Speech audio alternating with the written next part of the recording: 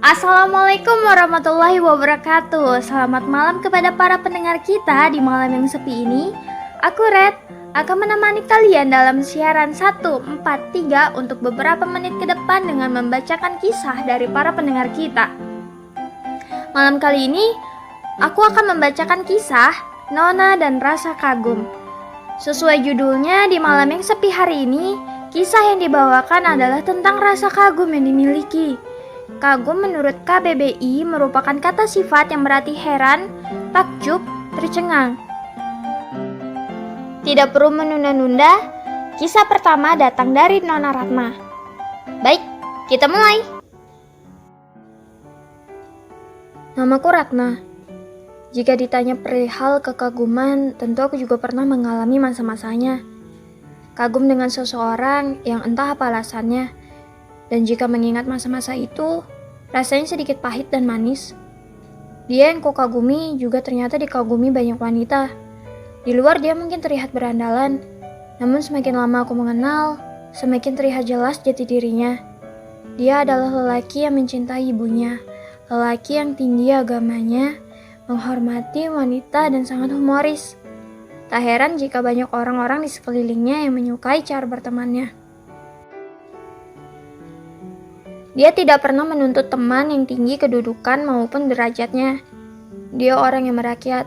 Ya, rasanya semakin mengenalnya aku semakin merasa minder. Dia jauh lebih baik di atasku.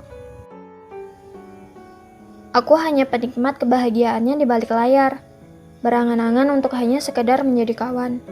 Aku bersyukur, dengan mengaguminya, aku banyak mendapat pelajaran. Banyak hal yang dia bagikan dan berikan. Aku sangat bahagia, walau hanya lewat setitik perhatian. Wah, ini kisah yang sangat menyentuh bukan? Bagaimana menurut kalian? Oh, buat kalian yang ingin mengenal Nona Ratna lebih jauh, kalian bisa mengunjungi channel YouTube Ratna. Link sudah aku taruh di deskripsi. Baiklah, kita lanjut ke kisah yang kedua. Rasa kagum selanjutnya datang dari aku. Ya, aku yang suaranya sedang kalian dengarkan ini.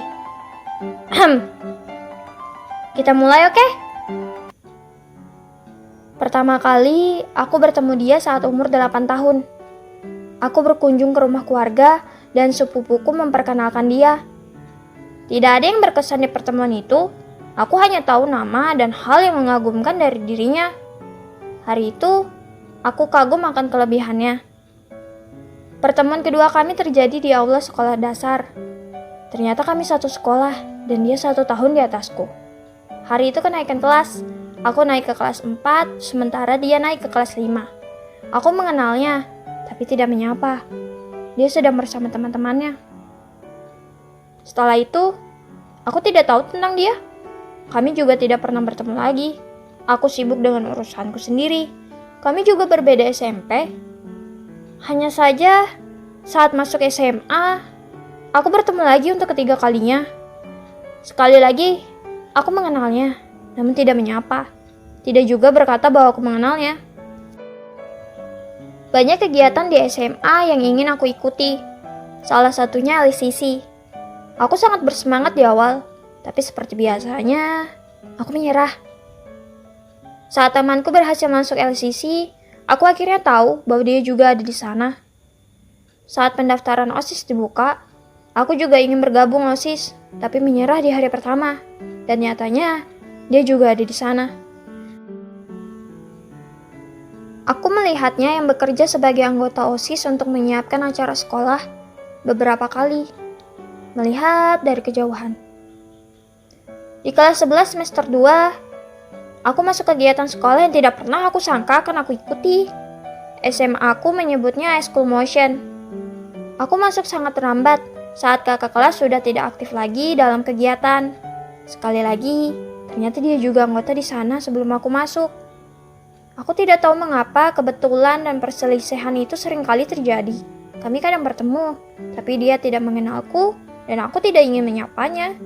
Hal ini terus saja membayangiku. Mengapa dan mengapa? Namun tidak ada jawaban yang aku dapatkan.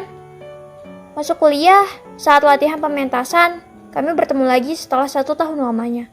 Dia berbicara dan pertanyaan yang pernah ada di kepalaku keluar begitu saja dari mulutku. Aku memberitahunya pertemuan pertama kami. Aku berkata bahwa aku mengenalnya. Dia kaget, dia tidak mengenalku. Jelas, aku bukan orang yang keberadaannya akan dikenal.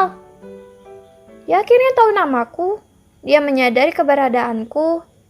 Tapi kami tetaplah dua orang asing dan aku masih tidak mendapatkan jawaban yang aku inginkan. Aku tidak menyukainya. Ini mungkin hanya rasa penasaran. Alasan aku mengenalnya pun hanya karena aku kagum padanya. Jika saja saat itu bibirku tidak berkata bahwa aku mengenalnya, mungkin tidak akan ada yang tahu bahwa aku pernah memiliki rasa kagum pada dia yang selalu berselisih dariku. Ya, itulah kisah rasa kagumku. Aku tidak akan memberitahu kalian alasan aku kagum pada dia. Dia bisa saja sedang mendengarkan kisah malam ini juga. Oke, kisahku merupakan kisah terakhir kita pada malam yang sepi ini. Kalian bisa memberikan pendapat kalian tentang kisah pada malam sepi ini di kolom komentar. Jangan lupa untuk meninggalkan jejak, karena jejak itu gratis. Untuk para pendengar yang ingin mengirimkan kisah atau masih ingin bertanya-tanya, bisa mengirimkan pesan lewat DM akun Instagramku yang ada di deskripsi atau langsung ke lovelybookdiary@gmail.com. Bisa juga di kolom komentar. Aku tunggu kisah kalian untuk dibacakan di malam berikutnya. Aku Red, sampai jumpa lagi. Wassalamualaikum warahmatullahi wabarakatuh.